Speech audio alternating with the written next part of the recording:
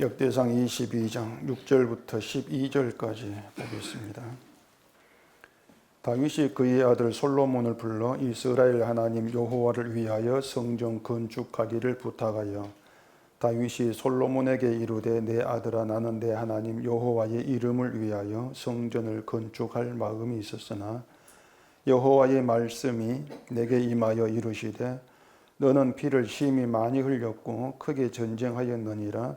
내가 내 앞에서 땅에 피를 많이 흘렸은즉 내 이름을 위하여 성전을 건축하지 못하리라. 보라, 한 아들이 내게서 나리니 그는 온순한 사람이라.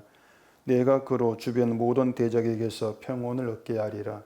그의 이름을 솔로몬이라 하리니 이는 내가 그의 생전에 평안과 안일함을 이스라엘에게 줄 것임이니라.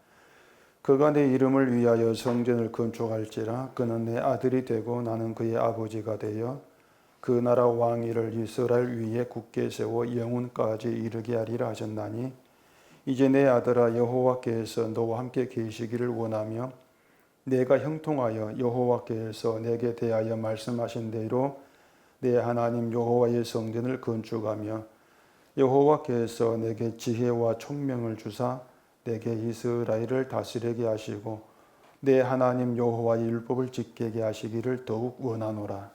아멘. 기도하겠습니다.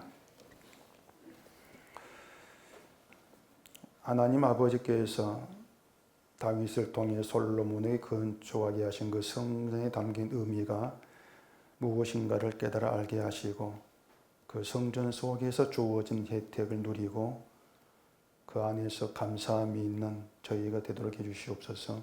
예수님 이름으로 기도합니다. 아멘.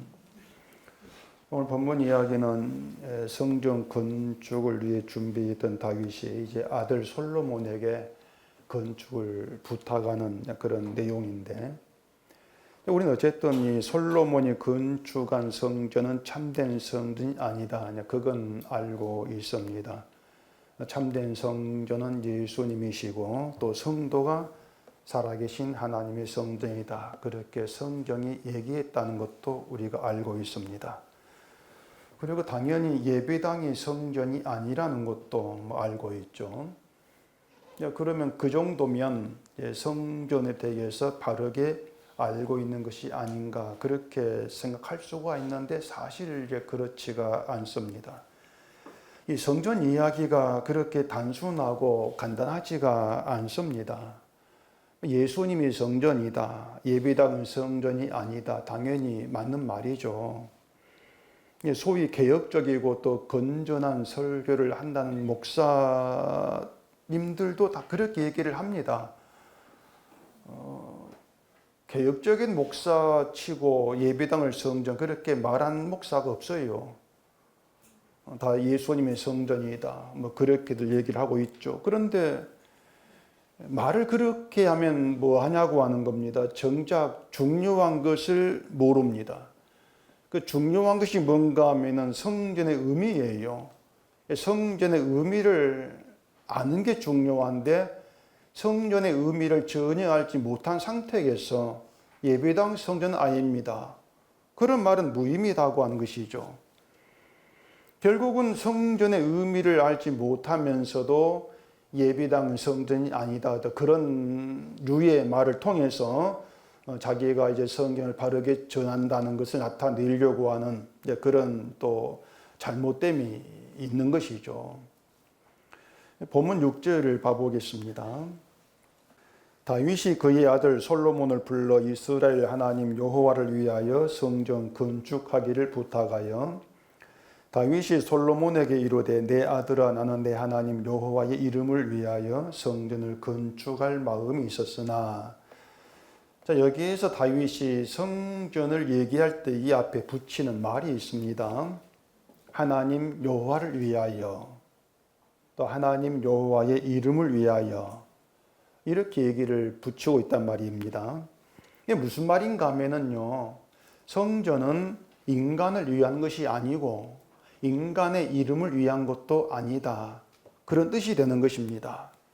하나님 여호와의 이름을 증거하고 그 이름을 높이기 위한 성전이다.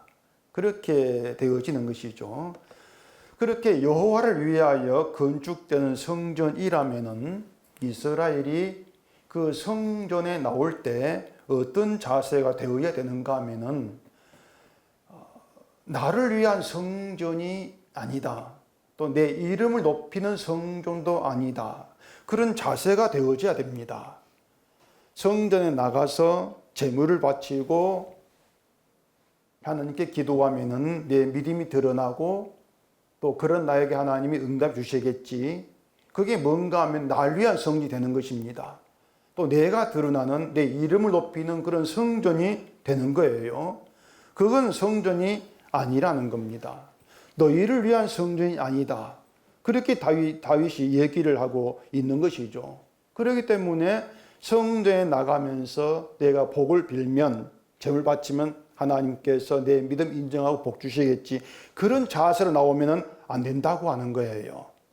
그게 성전을 자기의 것으로 여기는, 자기를 위한 것으로 여기는 잘못됨이라고 하는 겁니다. 그러면 참된 성전은 예수 그리스도입니다. 성도가 곧 하나님의 성전입니다. 예배당은 성전이 아닙니다. 이 말의 의미가 뭐겠습니까? 그렇게 말할 때 거기에 담긴 의미는 예수님이 성전이라면은 예수님은 하나님을 위해 오신 분이지, 하나님을 위해 일하신 분이지 우리를 위해 오신 것이 아니다. 우리를 위해 일하시는 분이 아니다. 이걸 알아라 그 말입니다. 인간을 위한 성전이 아니니까 인간을 위한 예수님도 아닌 게 되는 거예요. 성도가 하나님의 성전이라고 하는 그 말의 의미도 성도가 성전이라면 성도는 자기를 위해 존재하는 것이 아니고 자기를 위해 믿는 것도 아니고 하나님의 이름을 위한 용도로 하나님을 위해 존재하는 성도다. 그렇게 자기를 이해를 해야 한다는 것이 성도를. 그렇다면 자기를 위해서 하나님을 부르는 것은 분명히 성전이 아니고 성도가 아닌 것이 되는 거예요. 그게 의미란 말입니다. 예배당이 성전이 아니라면은 예배당에서 하는 일을 가지고 하나님께 영광 돌리겠다는 것도 하지 말아야 돼요. 그렇죠? 그런데 예배당에서 하는 일을 하나님을 위한 것, 이렇게 여기고 하나님께 공로를 세우는 것으로 그렇게 생각한다면 예배당은 성전이 아니다. 그 말은 그냥 말뿐이죠, 그냥. 사고방식은 예배당을 성전으로 높이는 것과 똑같단 말입니다. 그래서 성전을 말할 때는 반드시 하나님의 이름을 위한 성전이다. 여기에 염두를 두고 말을 할 수 있어야 돼요.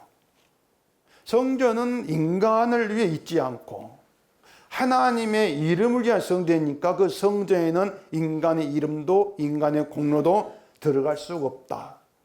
이 점을 분명히 하셔야 한단 말입니다. 그러면 성도가 하나님의 성전이라고 했을 때에 성도가 모이는 교회에는 인간이 행하는 어떤 것도 공로로 담기지 않아야 되죠. 그렇게 사실이 명백히 드러난단 말입니다. 예수님의 공로만 담긴 그들이 성전된 교회다. 이렇게 얘기가 되어지는 거예요. 그래서 성도가 성전이다. 이런 말은 성경에 있기 때문에 얼마든지 따라 할 수가 있습니다. 그렇다고 해도 가짜는 가짜 티를 내게 돼 있어요. 짝퉁이 아무리 진품을 따라 만들어 딸지라도 짝퉁 티가 나지 않습니까? 그것처럼 가짜 성전, 가짜 티를 냅니다. 그 티가 어떻게 나오는가 하면은 내가 내 공로를 포기를 못해요. 그게 가짜 티입니다. 내 공로를 포기를 못한다는 거. 그런데 자기가 한 일을 들고 신을 찾는 것은 세상 종교가 우상을 섬기는 방식이지 않습니까? 내 걸 들고 신을 찾아 나오는 거. 그게 우상 섬기는 방식이란 말이에요. 결국은 뭔가 하면은 우상을 섬기는 방식 그대로 하나님 섬기겠다. 설치는 그런 모습에 지나지를 않습니다. 불교가 부처를 섬기는 방식이나 기독교가 하나님을 섬긴다고 하는 방식이 다르지가 않아요. 불교는 부처의 가르침을 따라 살라고 하죠.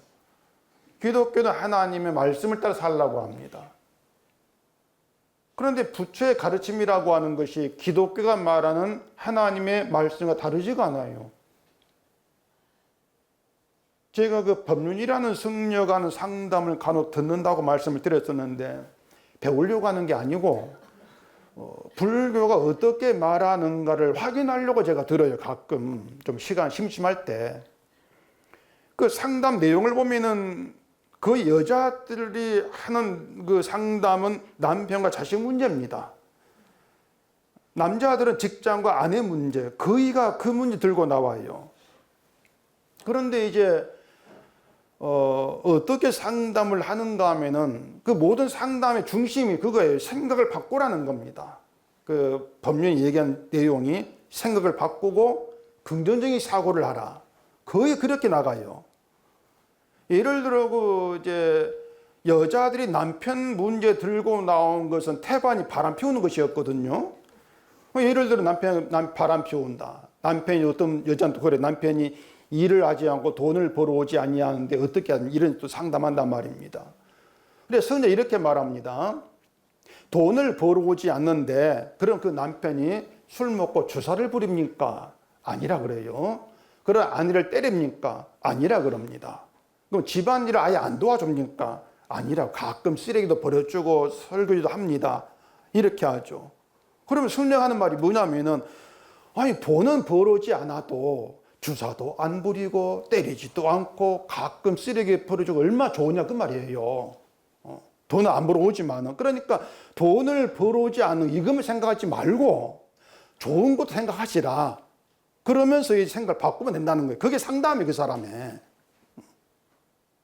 남편이 다른 여자와 바람 피우고 집을 나갔다가 몇 년 후에 돌아왔다.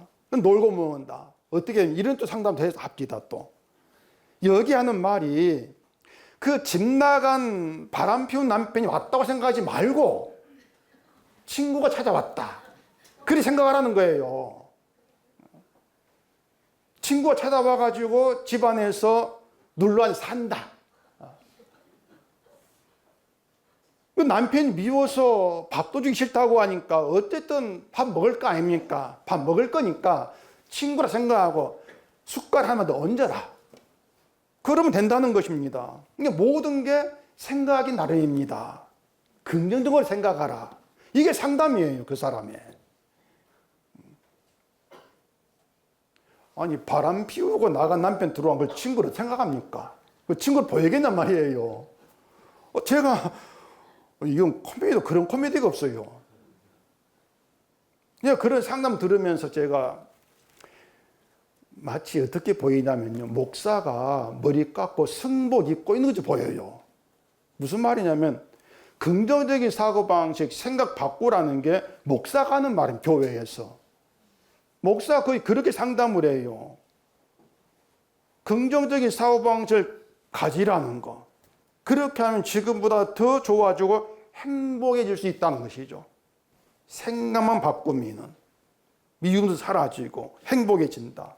그게 불교입니다. 그게 종교고 말이죠. 결국은 인간 행복에 초점 주다 보니까 행복을 위해서 이렇게 하면 돼. 그런 답이 나온단 말이에요. 근데 기독교도 인간의 행복에 초점을 두고 믿음을 얘기를 한단 말이에요. 그 점이 다르지가 않습니다. 결국은 하나님을 찾는다는 것이나 부처를 찾는 목적이 자기에게 있는 것이고 내 행복이 있다는 얘기죠. 그래서 자기를 위해서 자기 행복이라는 것을 목적을 위해 하나님을 찾는다?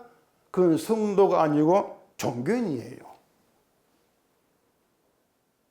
저도 많은 사람들이 뭐 이제 질문도 상담도 하는데 남편 바람 피운 것 때문에 상담 받은 적이 있습니다. 저도요. 남편이 바람 피웠다고 그러면서 이혼을 해야 됩니까? 말아야 합니까? 이렇게 물어요. 그냥 그런 상담하다가 억울하고 서러운지 막 울어요. 울면 상담을 하는데 제가 여자 놈을 참 취약하거든요. 그래도 물었으니까 이제 할 말은 해야 돼 싶어가지고 제가 좀 냉정하게 말한 게 아니 이혼 문제를 알아서 하면 되죠. 저한테 묻습니까? 그렇게 얘기했습니다. 뭐 알아서 하면 될 문제거든요. 저한테 얘기할 문제가 아니에요. 그분이 말한 이래요. 제가 묻는 건 이혼을 하는 것이 하나님 있는 기독교인으로서 옳은 것인지 알고 싶어 그렇습니다. 뭐 제가 답할 거 뻔하지 않습니까? 이혼을 해도 죄인이고 안 해도 죄인입니다. 그렇게 말하죠.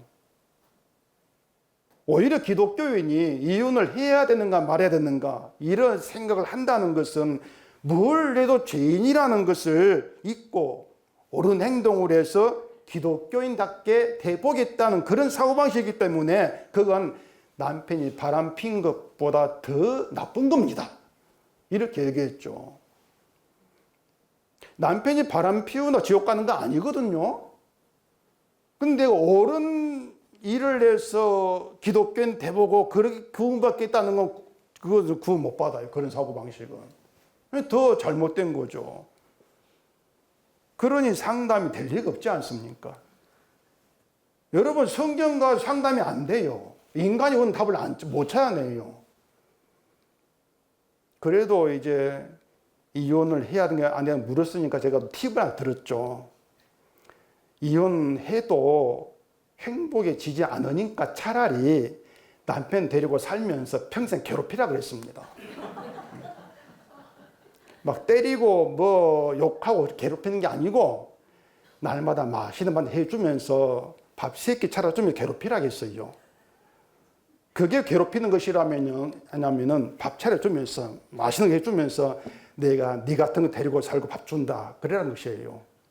네 같은 거 내가 밥 준다. 그럼 남편은 밥 먹을 때면 면 먹고 부끄러워서 괴로울 것 아니겠습니까? 근데 성경이 우리를 그렇게 괴롭힌단 말이에요. 하나님이 내가 네 같은 걸 구원하려고 내 아들 보냈다. 그게 우리를 괴롭히는 거예요. 면목 없게 만든 거지 않습니까? 내가 네 같은 것 때문에 내 아들 보내가 피 흘리게 해. 이게 성경이란 말입니다. 그리고 이런 성경이 우리 행복을 목적으로 하는 사람들에게 상담이 되지를 않습니다. 될 리가 없는 거예요.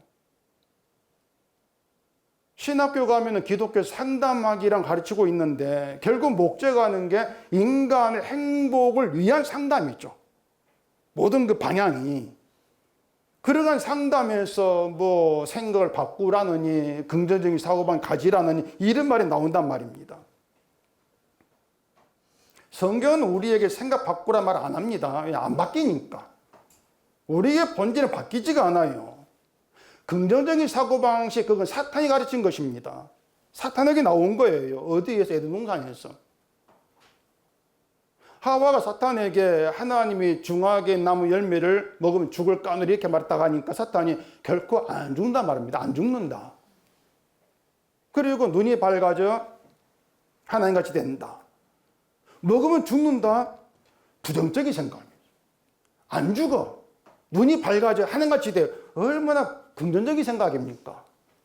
정말 긍정적인 생각이에요.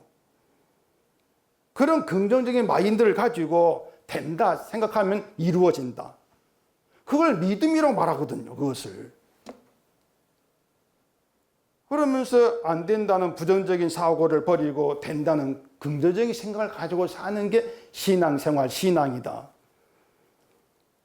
그런 긍정적인 사고로 복음을 들으니까 죄인이다, 무능하다, 아무것도 할 수 없다 이런 것도 부정적인 거 드린단 말이에요.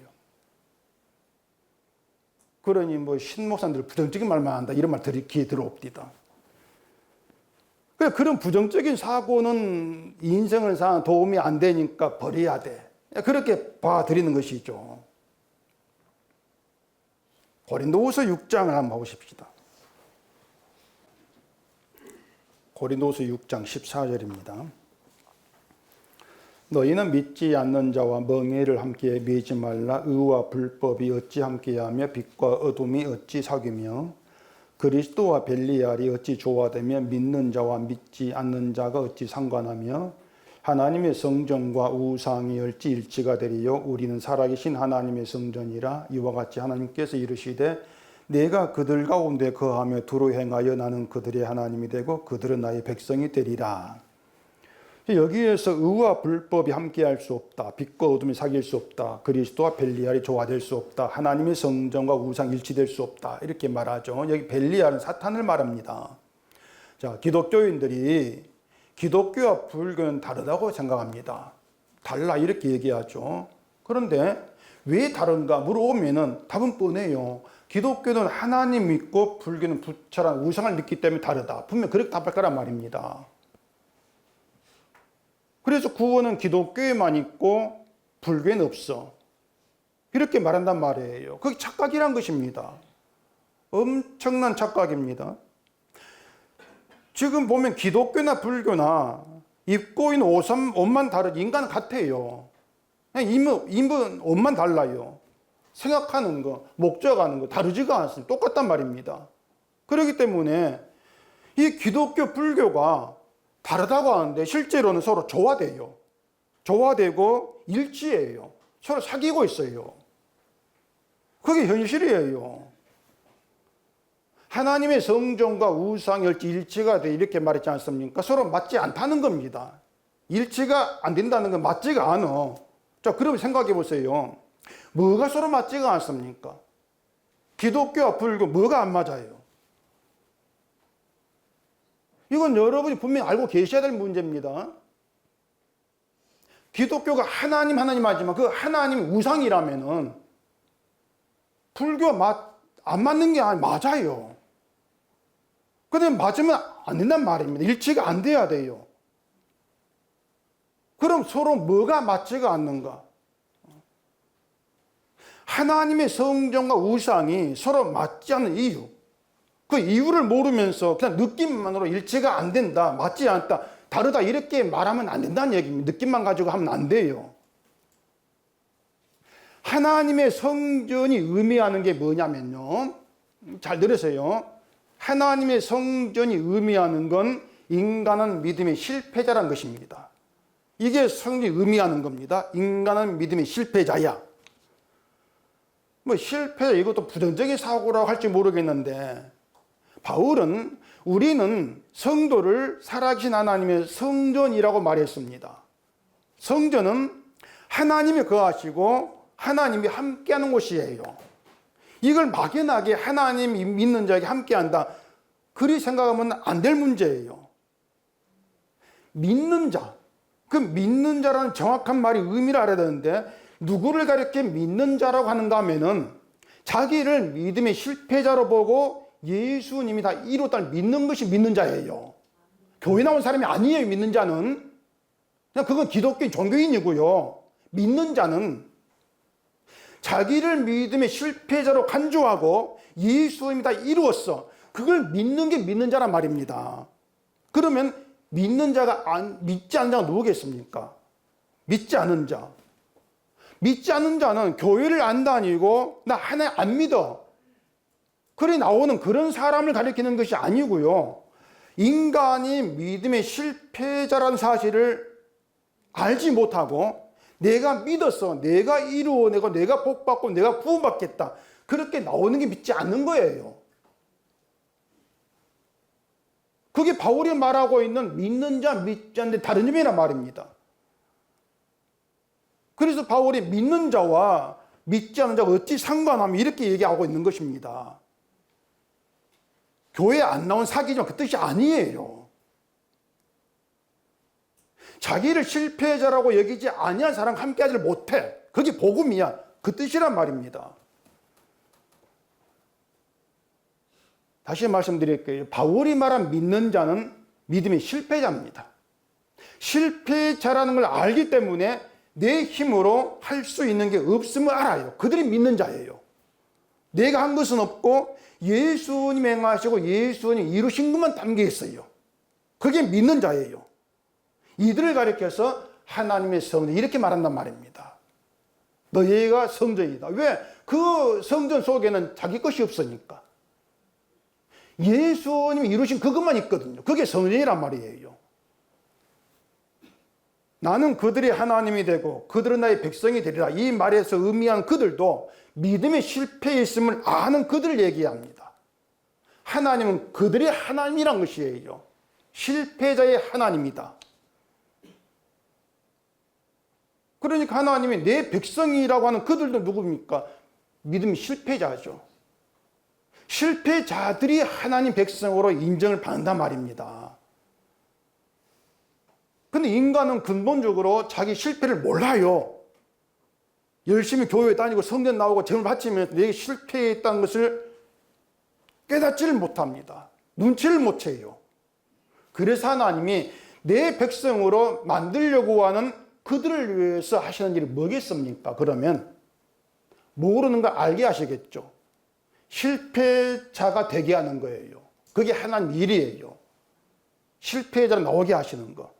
그리고 그 실패자가 되게 하시려고 주신 것이 뭐겠습니까? 율법이란 말입니다. 실패자인 것을 깨닫게 하려고 율법 주시는 거예요. 근데 이스라엘이 율법을 준 뜻을 오해를 하죠. 율법 주신 것을 이걸 잘 지켜 실천하면은 내 백성 되겠다, 구원한다, 그렇게 오해를 해버린단 말입니다. 그리고 이스라엘 율법 지키고 사는 일이 열심히 되지 않습니까? 그럼 그들을 하나님께 망하게 하셔요. 망하게 해서 너희 믿음 실패했어. 이걸 드러낸단 말이에요. 이것도 에레미야서에 가 보십시다. 에레미야 31장입니다. 에레미야 31장 31절. 여호와의 말씀이니라. 보라, 날이 이르리니 내가 이스라엘 집과 유다 집에 새 언약을 맺으리라. 이 언약은 내가 그들의 조상들의 손을 잡고 애굽 땅에서 인도하여 내던 날에 맺은 것과 같지 아니할 것은 내가 그들의 남편이 되었어도 그들이 내 언약을 깨뜨렸음이라. 여호와의 말씀이니라. 그러나 그날 후에 내가 이스라엘 집과 맺을 언약은 이러하니 곧 내가 나의 법을 그들의 속에 두며 그들의 마음에 기록하여 나는 그들의 하나님이 되고 그들은 내 백성이 될 것이라. 여호와의 말씀이니라. 이렇게 되어 있는데, 하나님이 이스라엘 집과 유다 집에 새 언약을 맺습니다. 새 언약. 새 언약을 맺는다는 것은 그 앞에 옛 언약이 있었다, 그런 뜻이 됩니다. 그 옛 언약이 뭐냐면 율법이에요. 율법이 언약이에요. 하나님이 율법을 주시고 지켜 행하면 모든 복이 내게 임한다. 이게 옛 언약이란 말입니다. 만약 지켜 행하지 못하면 어떻게 되겠습니까? 저주를 받아요. 저주예요. 근데 이스라엘이 그 옛 언약을 지키는 일에 실패를 했어요. 언약을 깨뜨린단 말입니다. 그래서 등장한 게 새 언약이에요. 새 언약은 실패자에게 등장한 거예요. 실패자에게. 그러니까 하나님이 율법 준 취지는 이스라엘을 저주받을 자로 만들기 위한 것입니다. 실패자, 저주받을 자죠. 근데 이스라엘이 자기들 율법 잘 지키기 착각을 하는 거예요. 그래서 하나님 맺은 새 언약이 뭔가 하면은 하나님 법을 너희 속에 두고 너희 마음에 기록하겠다는 겁니다. 이게 새 언약이에요. 법을 너희 속에 두겠다. 너희 마음에 기록하겠다. 이게 무슨 뜻이냐면, 이해하고 계신지 모르겠는데, 자, 새 언약은 법을 마음속에 두는 겁니다. 그러면 새 언약이 있기 전에, 옛 언약 때에는 하나님 법이 마음에 있지를 않았을 때죠. 아시겠습니까? 마음이 있지 않은 법을 마음에 둔다는 것이에요. 쉽게 말해서 하나님 말씀 성경을 우리 속에 두고 내 마음에 기록한 게 새 언약이에요. 그리고 마음에 기록하지 않고 마음 밖에 있는 게 옛 언약이란 말입니다. 그 차이가 뭐냐면요, 말씀이 마음 밖에 있을 때, 이게 이거예요. 내가 성경을 봐요. 이 성경이 밖에 있어요. 그렇게 해서 어떻게 나오냐면은, 이 성경을 실제야 지켜야지. 이게 법이 마음 밖에 있는 거예요. 내가 보면서 지켜내야지. 이렇게 나온단 말입니다. 그런데 이 법이 내 마음 안에 있다. 그런 것이 뭐가 되냐면은, 이 법이 마음 안에 있어서 내가 실패자라는 것을 알게 한단 말입니다. 행함이 아니고. 네가 실패자야. 이걸 깨닫게 하면서 이 말씀을 이루기 위해 오신 예수님을 내 마음에 있게 하신단 말이에요. 말씀을 이루신 분 주님이지 않습니까? 주가 말씀의 성취자 오셨거든요. 그 예수를 믿는 자 되게 하는 거. 그게 법이 마음에 있는 것이고 그걸 두고 새 언약 이렇게 말하는 거예요. 그 새 언약으로 탄생된 게 성도예요. 그래서 성도는 자기가 실패자임을 알면서 말씀의 성취자로 오신 예수를 믿는 거죠. 그걸 성도라 하는 것이죠. 때문에 실패자의 속에 담겨 있는 것은 십자가예요. 말씀이 예수님 십자가. 이들을 두고 하나님의 성전 이렇게 말한단 말입니다. 성전 의미가 뭐냐면은 하나님이 독생자 아들을 보내서 행하신 하나님의 일하심만 담겨 있는 그들이 성전의 성도다. 그렇게 설명이 되어지는 거예요. 그렇게 하나님이 거하시고 하나님이 둘이 행하신 하나님의 일만 담긴 성전이 바로 여러분이라면은, 여러분이 성전이라면은 그런 여러분에게서 나와져야 되는 것이 뭐겠냐 말입니다. 뭐가 나와져야 되겠습니까? 하나님께서 내게 둘이 행하시면서 나타내는 은혜, 사랑, 긍휼히 여기심, 자비, 이게 나오면 되는 거예요. 그게 성전이란 말입니다. 근데 성전이라고 하면서 내가 전도해야지, 내가 구제해야지, 내가 선교해가지고 말씀을 이루고 사명 이루고, 이건 성전이 아니에요. 그것은 그게 가짜라는 것이에요. 그게 가짜다.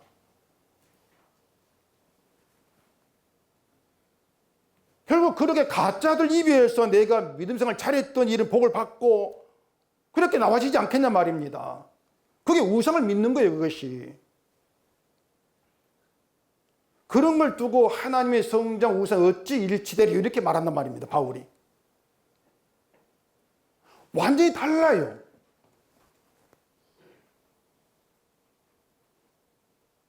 다윗이 자기가 성전을 건축하지 못할 이유를 말합니다. 8절 봐보십시다.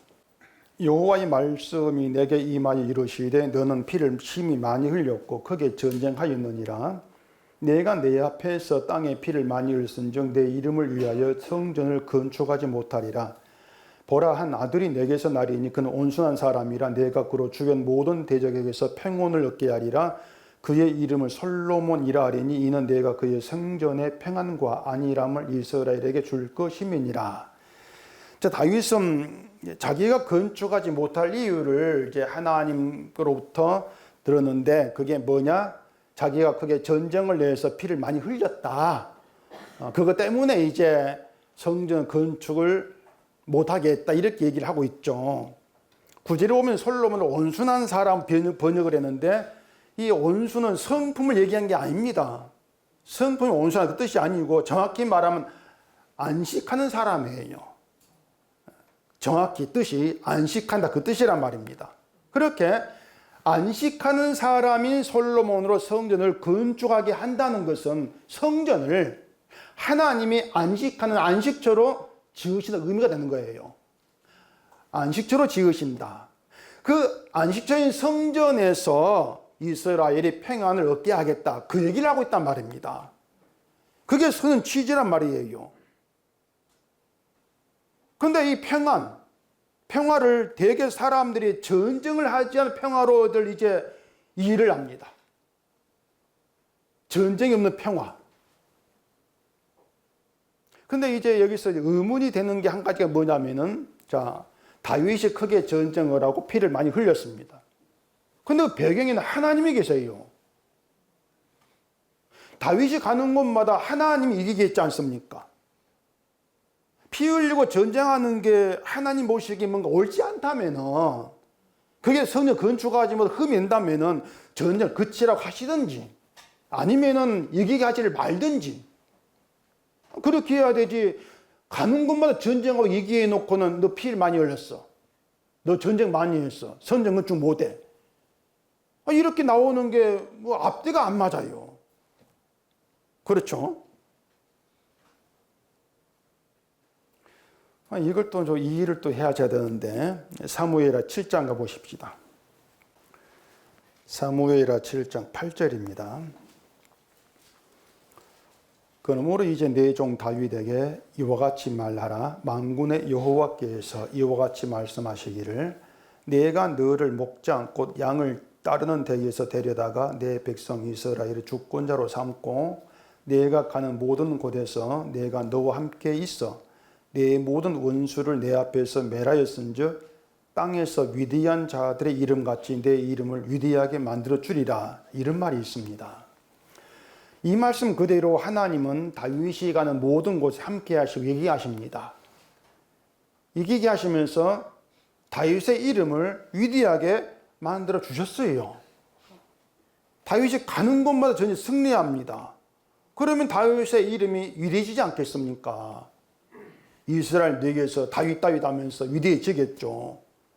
이게 뭐냐면은 다윗이 땅의 피를 많이 흘렸다고 하는 것은 다윗이 가는 곳곳만 전쟁하면서 이겼다 그 뜻이에요. 사람 많이 죽였어. 그렇게 보지 마시고요. 잔인해. 그 뜻이 아니란 말입니다. 피를 많이 흘렸다는 것은 가는 곳만 전쟁 이겼다 그 뜻이에요. 그러니까 다윗의 이름이 땅에 위대하게 되었다는 얘기죠. 왕이 전쟁에 나가서 승리를 해야만이 이름이 위대하게 된단 말이에요. 자, 보세요. 전쟁 나가는데 난 사람 죽이기 싫어, 피 흘리기 싫어, 내가 죽으려고 죽었다? 그게 무슨 위대함이 되겠습니까? 그런 왕은 없지 않습니까? 전멸시키고 이겨야 돼요. 그게 왕의 이름 높여지는 거예요. 승리하려면 피를 많이 흘려야 되고, 피를 많이 흘릴수록 그 이름은 승리자로 위대한 높임받아요. 다윗이 피를 흘린 것도 그런 의미를 생각해 봐야 한단 말입니다. 그렇게 이름이 위대한 다윗이 성전 건축한다, 전쟁을 많이 해서 피 많이 흘리고 이름이 위대해진 다윗이 성전을 건축한다면 그 성전에는 다윗의 위대한 이름이 담겨져 버려요. 그렇잖아요. 다윗의 위대한 이름이 담기는 그런 성전으로 세워지게 된다는 얘기입니다. 그래서 다윗은 여호와 이름을 위하여 성전을 건축 못한다 그 뜻입니다. 그것은 다윗이 자기 없어 그 뜻이 아니고 이 성전에는 내 이름을 위한 성전이기 때문에 너 이름은 들어가면 안 돼 그 뜻이란 말이에요. 그래서 다윗을 막는 거예요. 이걸 두고 성전 평화를 상징해, 아니 하나님이 그렇게 평화를 원하신다면은 이방 나라 치기하고 전역하지를 말아야 되죠. 실컷 치기해 놓고 죽여놓고 평화 말이 안 되거든요. 그래 9절에서 나오는 평안 안일함은 그 안일함 이스라엘 주신다고 하는 것은 전쟁 없는 평화 그걸 주겠다 그 뜻이 아니에요. 우리가 평안도 생각할 문제가 아니란 말입니다. 하나님이 주시는 평안 안일함은 성전에서 누리는 걸 얘기합니다. 성전이 안식처라겠죠. 그 성문에 들어와서 누리는 평안, 안식, 안일함이란 얘기예요. 그러니까 밖에서는 세상에서는 치고받고 싸운다 할지라도 성전 안 평안이 있는 것이에요. 그럼 우리가 하나님의 성전이라면은 우리가 성도로서 성전으로서 평안과 안일함 가운데 있다. 이 뜻이 되는데 정작 우리는 평안과 안일함을 느끼지를 못합니다. 그렇죠. 평안 안일함 느끼지를 못해요. 그 이유가 뭐냐면은 평안하고 안정하고 안일함을 누리는 것을 자꾸 내 심적인 것으로 내 환경적인 것으로 생각을 하고 확인하려고 때문에 그래요. 그러니 늘 평안이 없는 것처럼 다가오죠. 마음이 평안한 것 그걸 이제 평안으로 이해한단 말입니다. 오늘 성경 묵상에서 얘기하고 있는 것처럼 그걸 마음의 천국으로 생각을 하죠. 마음의 천국. 마음의 천국 없습니다, 여러분. 꿈 깨세요. 그런 천국은 없어요. 중요한 것은 믿음의 평안이고 믿음이 아니라고. 믿음이 여유로워야 돼요. 믿음의 평안. 믿음이 아니람 되는 것. 믿음이 여유로운 것. 안일하다는 것은 안정된 걸 얘기하거든요. 어떤 환경에서나 어떤 사태에서 믿음은 흔들리지 않고 안정된 상태. 이걸 얘기하고 있는 것입니다. 그런 점에서 지금의 기독교인의 믿음은 평안치가 않습니다. 안일하지를 못해요. 왜냐하면 항상 환경을 따라서 믿음이 움직이거든요. 주변 여건이 별 문제 없이 조용하면은 평안한 마음으로 교회를 다니죠. 그럴 때는 안정된 것이 보인단 말입니다. 그러다가 문제가 생기면은 믿음이 요동하고 흔들리죠. 그 요동이 뭐냐면은 내 믿음이 무슨 문제가 있는가? 하나님이 나에게 이렇게 하시는가? 그게 안정되지 못한 거예요. 그게 평안이 없는 믿음이란 말입니다. 그게 깔리는 게 뭐냐면 내가 믿음이 좋아야 돼. 내가 믿음이 좋아야만이 하나님 나에게 평안 주신다. 이게 깔려 있는 거예요. 그게 평안이 아니란 말입니다. 그럼 평안하고 안일한 믿음이 있으려면 어떻게 해야 되겠습니까? 내가 아니고 누구를 믿으라? 모르시구나. 내가 아니고 주를 믿으라. 그 주가 어떤 주겠어요? 그냥 주를 믿으면 되는 게 아니에요. 어떤 주냐 말이에요. 언약을 다 이루신 그 주를 믿으라 그 말입니다. 언약을 다 이룬 주를 믿는 그 믿음에는 내가 이룰 것이 없고 내가 잘해야 되는 것도 없어요. 하나님은 애당초 나를 보지 아니한다. 그 믿음이란 말입니다. 그러니 내 믿음의 상태를 돌아볼 이유가 없어요. 염려할 필요가 없단 말입니다. 믿음이 좋지 못해서 신앙생활 잘못돼서 내가 안 좋은 일이 있는가? 이건 불교입니다. 불교는 무당 종교예요. 그런 신앙이 안정될 수가 없고 평안이 있을 수가 없어요. 그래서 평안과 안정이라는 것은 예수님이 다 이루었다는 그 말씀으로 누린 혜택입니다. 그 말씀이 성전으로 드러난 것이고요. 그러니까 평안과 안정이라고 한 혜택을 그 이스라엘이 성전으로 누리게 하겠다고 하는 것이 성전 건축의 취지예요. 그게 다윗을 맡고 솔로몬 등장시키는 이유가 된단 말입니다.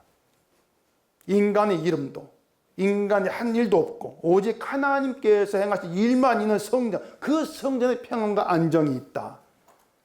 이걸 우리가 잘 이해를 하셔야 되죠. 그게 성전의 의미라고 하는 걸 생각하면은 성도가 성전이라 그 말에는 성도에게는 자기 이름도 내가 한 일도 없다. 그 뜻이라고 하는 것을 우리가 명백히 해야 한다는 것입니다.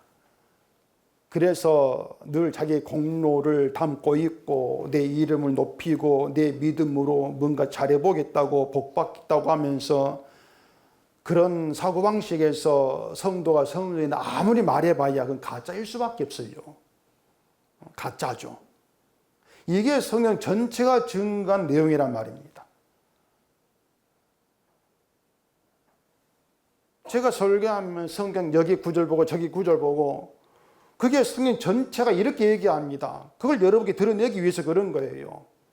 전체를 보지 않고 한 구절 보면서 자꾸 내게 유리한 것을 뽑아내려고 하기 때문에 성경과 다른 말을 하면서 그걸 하나님 말씀 우기는 것이죠. 전체가 아니고 한 구절 보기 때문에 자꾸 인간이 튀어나오는 것입니다. 그걸 이렇게 잘합시다 이렇게 나오는 것이죠. 그걸 성경에 우기고 있는 것이에요.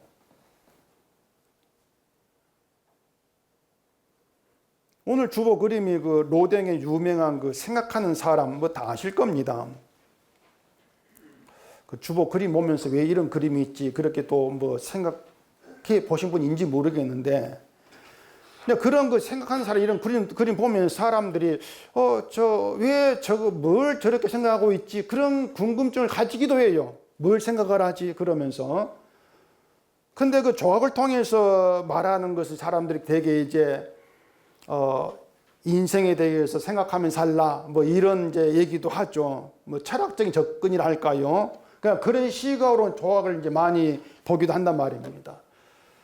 근데 이제 아시는 분 아시겠지만은 이 생각하는 사람 그 조각만 있는 것이 아니고요. 실제로는 지옥의 문이라고 하는 작품 속의 일부예요. 이 조각은. 인터넷 들어가면 찾아보면 다 나오거든요. 생각하는 사람은요, 그냥 생각하고 있는 것이 아니고요, 아래를 내려다보고 있는 모습이에요. 아래를 보고 있어요. 그 모습이 실제로는. 그 아래에 뭐가 있는가 하면은 지옥에 고통받는 인간의 모습이 조각되어 있습니다. 그래 지옥의 문이에요. 그 지옥 속 고통받는 인간의 모습, 그걸 내려다보는, 그게 생각하는 사람이란 말입니다. 그러니까 그 조각 그 생각하는 사람, 그것만 보면은 뭔가 생각하는구나. 그렇게만 알 수 있는 것이 지옥문이라고 하는 작품 전체를 보면은 지옥을 내려다보면서 생각하는 것이구나. 이게 되지 않습니까? 성경이 그런 겁니다. 성경도 전체를 무시하고 일부만 보게 되어지면 왜곡된 말이 나오지 않을 수가 없어요. 왜곡돼요. 성경이 증거하는 성전의 의미 전체를 보지를 못하기 때문에 성도가 성도이니까 뭐 성경다 행실이 아름다워야 돼, 이런 헛된 말이 나온단 말입니다. 전체를 모르니까. 구약 성경을 생각하지 않는 거예요. 성경 구약 없이는 해석이 안 됩니다. 구약 없이 예수를 막, 그 예수는 가짜래요. 예수가 아닌 거예요. 구약 없이 신약만 가지고 해석을 하게 되어지면은 어떻게 욕된 말이 나오냐면은 인간은 실패자를 안 봅니다. 구약은 인간은 실패자로 시작하고 실패자로 드러내요. 그게 구약이에요. 그게 예언이고 율법의 취지란 말입니다. 근데 구약 무시하고 성경 보게 되어지면은 인간이 실패해서 덮어버린 채 성경 해석을 하죠. 그래서 인간을 시작해가지고 인간으로 자꾸 나가려고 하는 믿음이 변질된 그런 믿음이 튀어나온단 말입니다. 인간으로 시작하니까 다 이루었다. 예수님 말씀도 무시해버리는 것이죠. 그런 인간의 믿음이 오로지 자기 이름을 높인 도구로 활용되는 것이기 때문에 결국 그런 인간의 믿음은 자기 이름을 위한 믿음으로 나아질 수밖에 없어요. 그래서 인간의 믿음으로 모이는 교회가 온통 인간의 공로로 가득해진단 말입니다. 그런 교회는 서로가 자기 믿음을 세우는 관심이 있죠.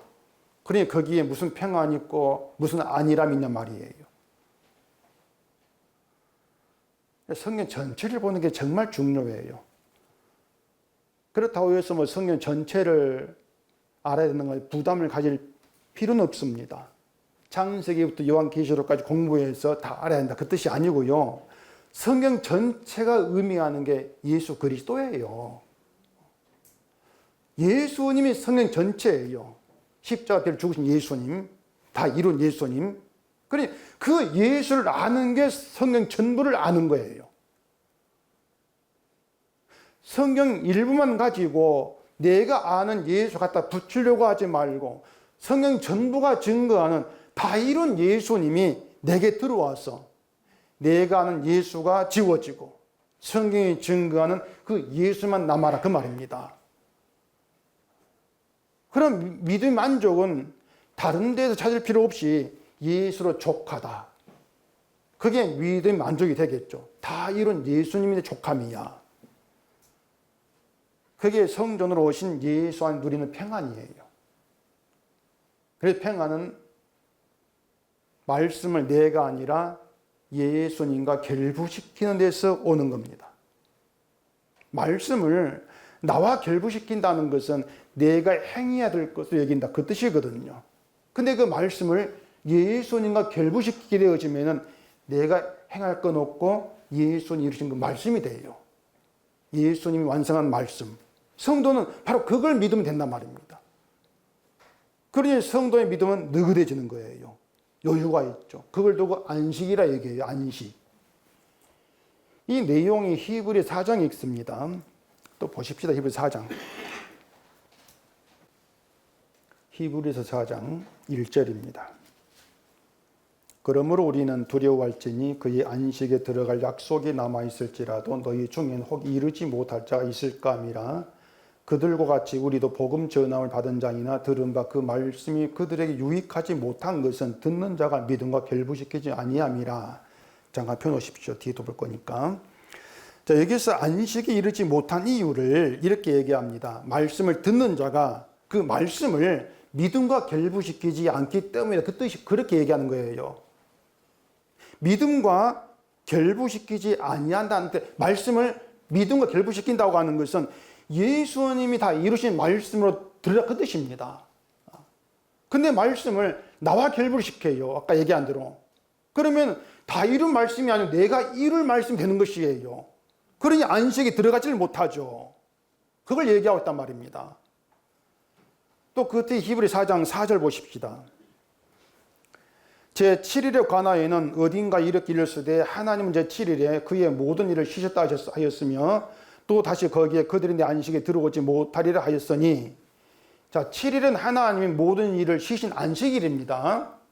하나님의 안식에 들어오지 못한 자들은 말씀을 믿음과 결부시키지 않은 자리예요. 그들이 안식에 못 들어와요. 다시 말해서 말씀을 자신과 결부시키는 것이 하나님의 안식에 들어가지를 못한단 말입니다. 그러니 내가 안식을 지키겠다, 그러면서 뭔가를 행한다, 오히려 그것이 안식에 들어가지 못한 것이죠. 주의를 지키겠다, 여기 안식에 들어가지 못하는 거예요. 안식은 말씀을 다 이룬 예수를 얘기합니다. 그래 예수는 자기를 안식일 주인 이렇게 말씀하지 않습니까? 그래 솔로몬을 온순한 사람, 안식의 사람 이렇게 말하면서 그에게 성전 건축하게 한 이유가 그것이에요. 말씀을 다 이룬 예수 안에 안식이고 평안이 있다, 그겁니다. 그렇게 오면 우리 인생에서 예수님이 오셨다는 거, 그 예수님이 말씀을 성취한 성취자로 오셨다는 것이 우리 인생에 그보다 중요한 거, 그보다 가치 있는 일은 없습니다. 그게 성도 인생이에요. 오늘 좋은 일이 있어서 행복하다? 그건 우리에게 중요하지가 않아요. 오늘 내가 안 좋은 일이 있어서 불행하다? 중요하지가 않습니다. 오늘 하루에 안 좋은 일이 우리 인생 전체를 좌우하지를 못해요. 내 인생 전부를 책임지고 있는 예수님이에요. 다 이룬 예수님, 그분이 우리 인생을 책임지고 있단 말입니다. 우리 인생 그 예수 안에서 보장되는 거예요. 그러니까 예수님 오신 것이 중요하고 행복이 된단 말입니다. 그게 안식이라니까요.